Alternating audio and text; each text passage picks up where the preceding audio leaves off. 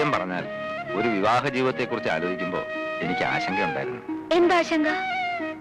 കാലം തെറ്റിയുള്ള വിവാഹമാവുമ്പോ വല്ല പ്രേമനിരാശവും പിടിപെട്ട് കെട്ടുപ്രായവും കഴിഞ്ഞു നിൽക്കുന്ന പെണ്ണിനെ കെട്ടേണ്ടി വരുമോ എന്നുള്ള ആശങ്ക. ഇപ്പൊ ഉണ്ടോ? ഇല്ല.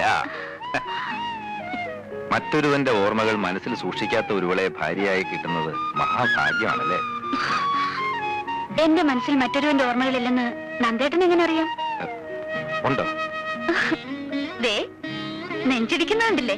പേടിക്കണ്ട, എന്റെ മനസ്സിൽ അങ്ങനെ ഒരു കോന്തനും ഇല്ല. സത്യം? സത്യമായിട്ടല്ലേ വിശ്വാസമാവൂ? വേണ്ട, എനിക്ക് വിശ്വാസം. നന്ദേട്ടനെ പോലെ ഒരു ഭർത്താവിനെ കിട്ടിയ ഞാൻ എത്ര ഭാഗ്യവതിയാ. തുറന്നു പറയണം, ആതിരയുടെ ഇഷ്ടവും ഇഷ്ടക്കേടും മനസ്സിലാക്കാൻ എനിക്ക് കഴിയുന്നുണ്ടോ? ഇല്ല. കല്യാണം കഴിഞ്ഞിട്ട് മാസം 3 ആയില്ലേ? എന്നെ ഇതുവരെ നന്ദേട്ടൻ കോടതിയിലൊന്ന് കൊണ്ടുപോയോ? അഡ്വക്കേറ്റ് നന്ദകുമാർ കോടതിയിൽ ഷൈൻ ചെയ്യുന്ന കാണാൻ അദ്ദേഹത്തിന്റെ ഭാര്യയ്ക്ക് കൊതി കാണില്ലേ? അത്രേ ഉള്ളൂ. നല്ലൊരു കേസ് വരട്ടെ, അപ്പൊ കൊണ്ടുപോവാം. അപ്പൊ ഇപ്പൊ വക്കീലിന് കേസൊന്നും ഇല്ലേ? അയ്യോ, ഇപ്പൊ ഉള്ളത് മോഷണം, പിടിച്ചുപറി, അതിർത്തി തർക്കം, ഇതൊക്കെയാ. ഗായത്രി മേനോൻ കൊലക്കേസിന്റെ വാദം തുടങ്ങട്ടെ, അപ്പൊ കൊണ്ടുപോവാം. മണി 12. തൽക്കാലം കേസ് കിട്ടഴിക്കണ്ട, ബെഡ്റൂം അതിനുള്ളതല്ല കേട്ടോ.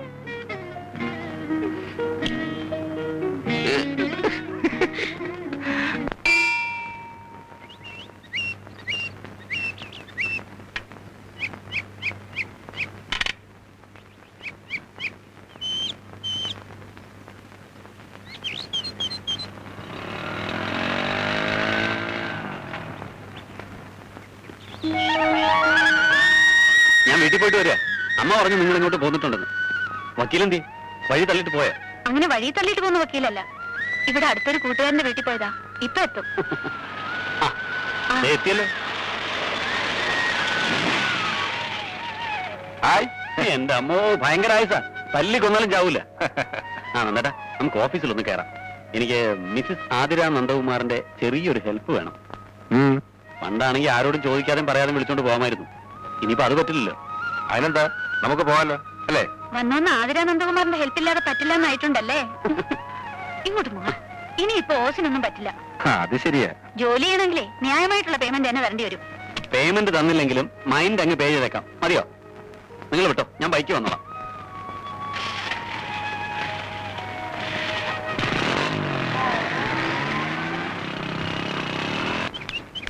ഇത്ര ധൃതി വെച്ച് എങ്ങോട്ടാ? മരിക്കാൻ.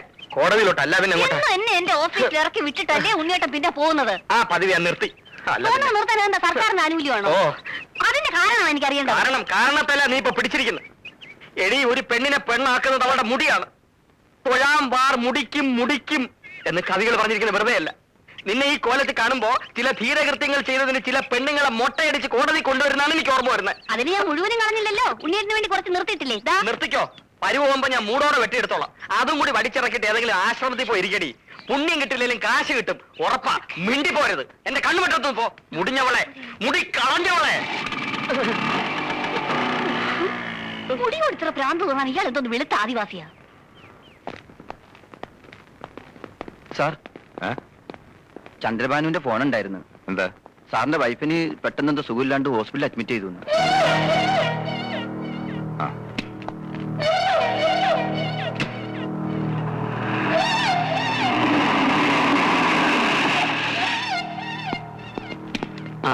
പേടിക്കാനൊന്നുമില്ല, ഒരു ചെറിയ തലയിറക്കം. Now she's okay. അഡ്വക്കേറ്റ് നന്ദകുമാറിന് ഒരു ജൂനിയർ ഉണ്ടാകാൻ പോകുന്നു. റിയലി? അകത്തുണ്ട്. ചെല്, ഞാൻ ഈ മരുന്ന് വാങ്ങിച്ചിട്ട് പോരാ.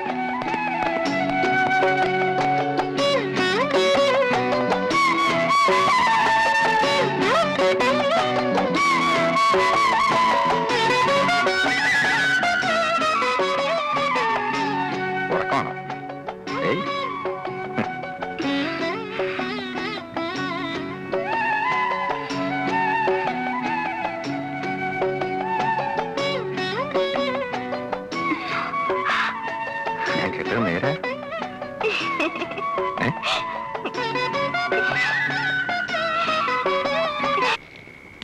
മോൻ അറിയോ ഈ അങ്കിളിനെ? ഇത് പിടിച്ചേ മോനെ, അങ്കിളിന്റെ വക ഒരു സമ്മാനം. സാറല്ലേ? ഇല്ല, പുറത്തു പോയിരിക്കുക. എന്റെ പേര് ഭൈരവൻ. സാറിനെ കാണാൻ ഞാൻ വന്നിരുന്നു എന്ന് പറഞ്ഞാൽ മതി. വരട്ടെ? ശരി. 1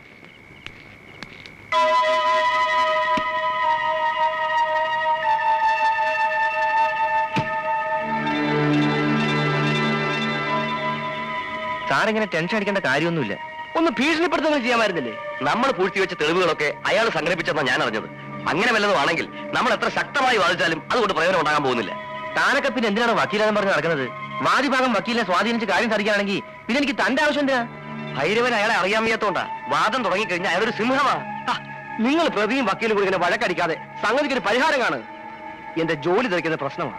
ആരുടെയും ജോലി തെറിക്കാനൊന്നും പോകുന്നില്ല. അയാളുടെ മോന് ഞാൻ കൊടുത്ത പ്രസന്റേഷൻ തുറന്നു നോക്കുമ്പോ അഡ്വക്കേറ്റ് നന്ദകുമാറിന്റെ മനസ്സിൽ താനെ മാറും.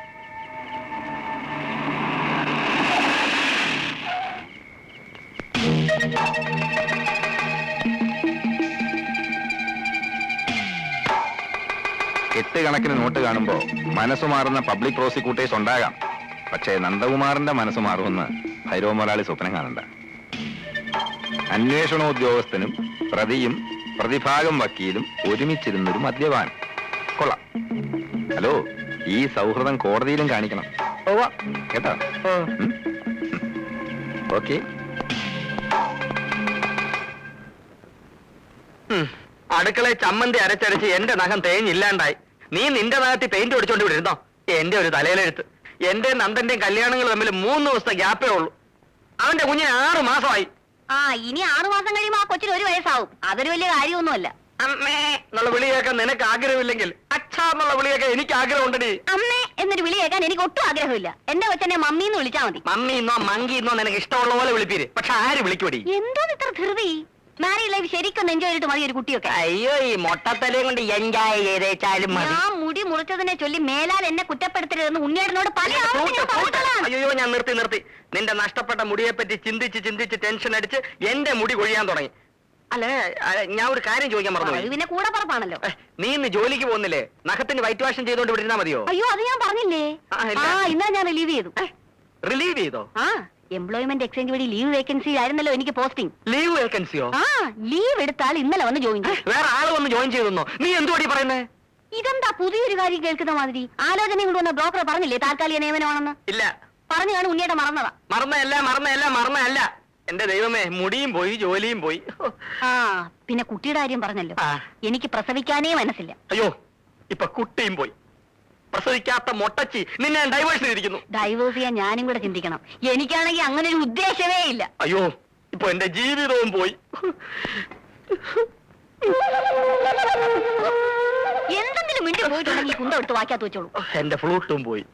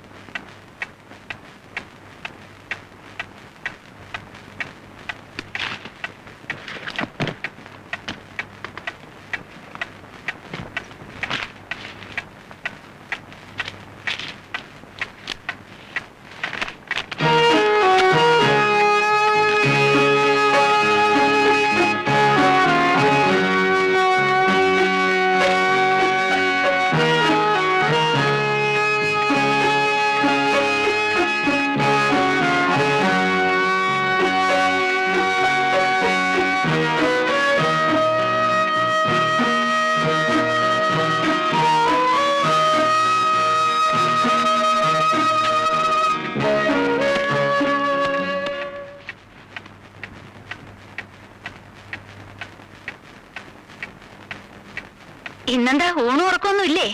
ഞാൻ കുറച്ച് ലേറ്റ് ആവും. ചോറ് ഉടമ്പി വെച്ചിട്ട് നീ കിടന്നു. ഇതെന്താ ഈ കുത്തിക്കുറിക്കുന്നത്? തിങ്കളാഴ്ച ഗായത്രി മീനോൻ കൊലക്കേസിന്റെ വിസ്താരം തുടങ്ങാം. അതിന്റെ നോട്ട്സ് പ്രിപ്പയർ ചെയ്യാം.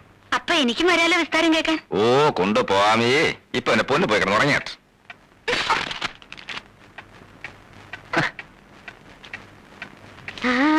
ഇത് കണ്ടോ? അതെ, കൊണ്ടുവന്നല്ലോ. മോൻ ഉറക്കം വരുന്നുണ്ട്. അവന് പാല് കൊടുത്തിട്ട് കിടത്തി ഉറക്കം. കൊച്ചുവക്കിൽ ഏത് നേരം ഉറക്കേ ഉള്ളൂ. കുംഭകർണൻ. ഉറങ്ങേണ്ട പ്രായമല്ലേ ഇത്? ഉറക്കത്തിലാ കുഞ്ഞുങ്ങൾ വളരുന്നത്. കൊണ്ട് കിടത്ത. നമുക്കേ പാല് കുടിച്ചേച്ച് ഉറങ്ങാം.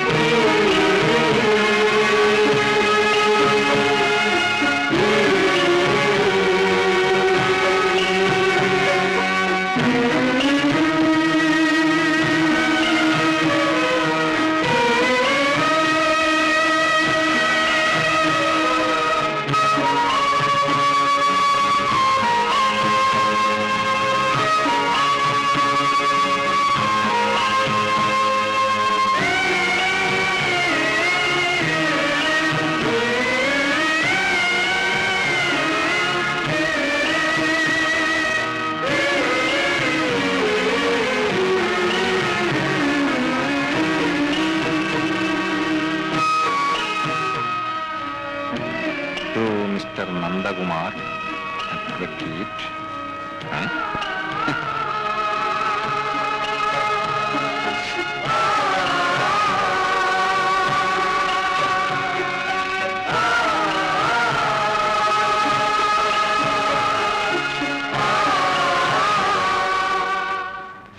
അഡ്വക്കേറ്റ് നന്ദകുമാർ അറിയുന്നതിന് നിങ്ങൾ വിവാഹം ചെയ്യാൻ ഉദ്ദേശിച്ച ആതിരയാണ് ഈ കത്തെഴുതുന്നത്.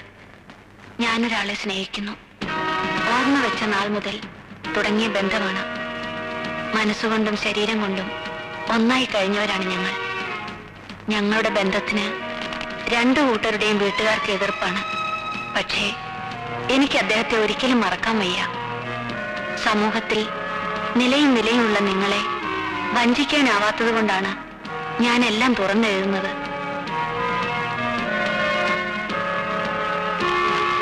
ഇനി ഒരു തീരുമാനം എടുക്കേണ്ടത് നിങ്ങളാണ്. ഈ ആലോചനയിൽ നിന്ന് നിങ്ങൾ പിന്മാറുകയാണെങ്കിൽ അത് ഞാൻ എഴുതിയ ഈ കത്തിന്റെ പേരിലാണെന്ന് ദയവായി എന്റെ അച്ഛനെ അറിയിക്കരുത്. നിങ്ങൾക്ക് നന്മകൾ നേർന്നുകൊണ്ട് ആതിര.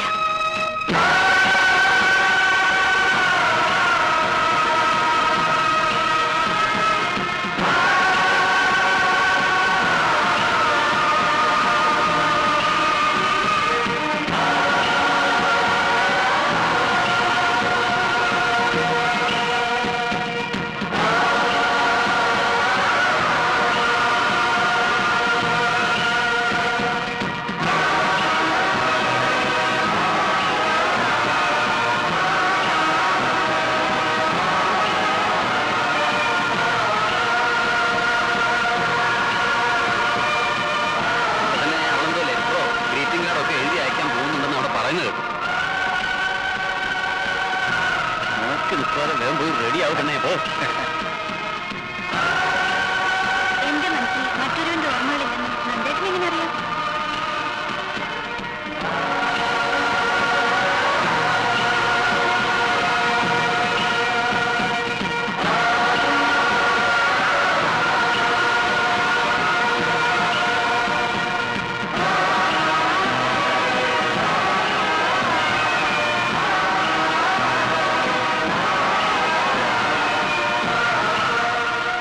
നന്ദേട്ടനെ ഞാൻ എത്ര വിളിച്ചു?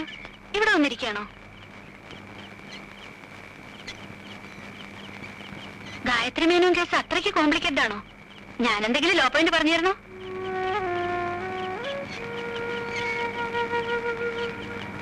എന്ത് പറ്റി നന്ദേട്ടാ? ഒന്നുമില്ല. വല്ലാത്ത ടെൻഷൻ ഉള്ളതുപോലെ. ആലോചിച്ച മതി, വന്ന് കിടക്ക്. നീ കിടന്നോ, എനിക്ക് ഉറക്കം വരുന്നില്ല. എന്ന് ആലോചിച്ചോളൂ, ഞാനൊരു ശല്യമാവുന്നില്ല.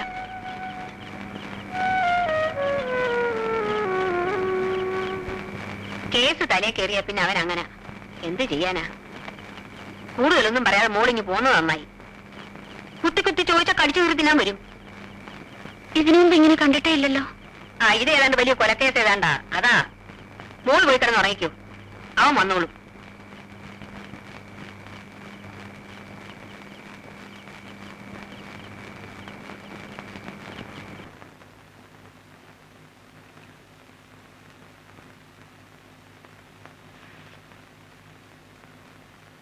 നന്ദേട്ടാ,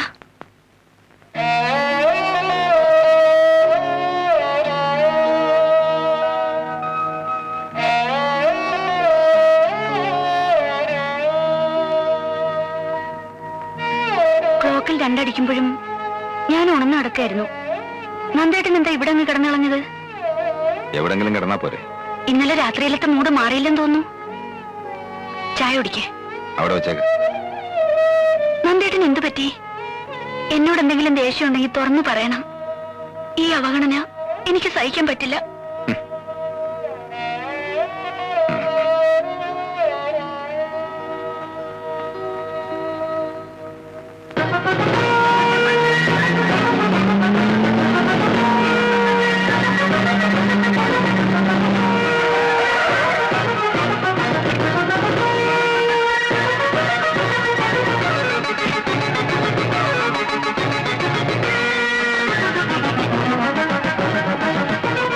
ഭാനുല്ലേ? ഇല്ലല്ലോ, എറണാകുളത്ത് പോയിരിക്കുക. എപ്പോ വരും? നാളെ വരും.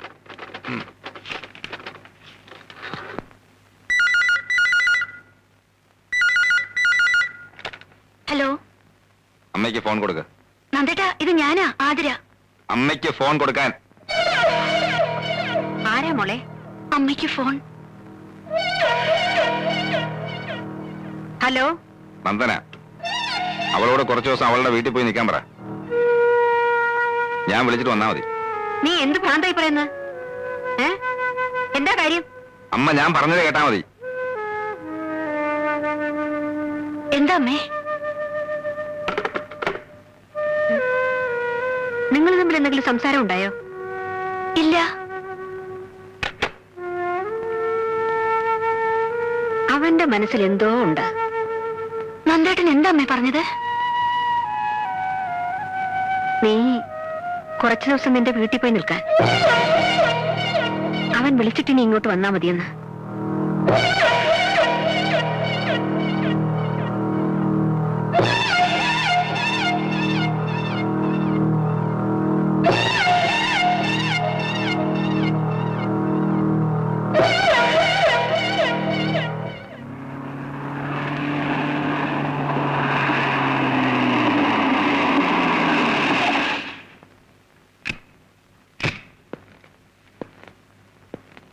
നിനക്കെന്ത് പറ്റി? അവള് പോയില്ലേ? ഇല്ല. കാര്യമറിയാതെ അവളെ പറഞ്ഞു വിടുന്നത് ശരിയല്ലെന്ന് എനിക്ക് തോന്നി.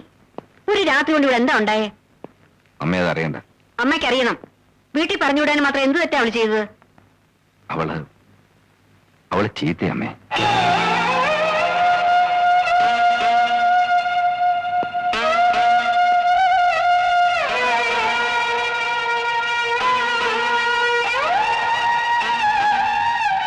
കല്യാണം കഴിഞ്ഞ ആദ്യ ദിവസങ്ങളിൽ ഞാൻ അമ്മയോട് ചോദിച്ചില്ലേ നമുക്ക് തെറ്റുപറ്റിയെന്ന്. തെറ്റുപറ്റിയെന്ന് ഇപ്പൊ ബോധ്യമായി. അവളും ഭാനും കൂടെ എന്നെ പറ്റിക്കായിരുന്നു. നിന്നോട് ഇതൊക്കെ ആര് പറഞ്ഞു?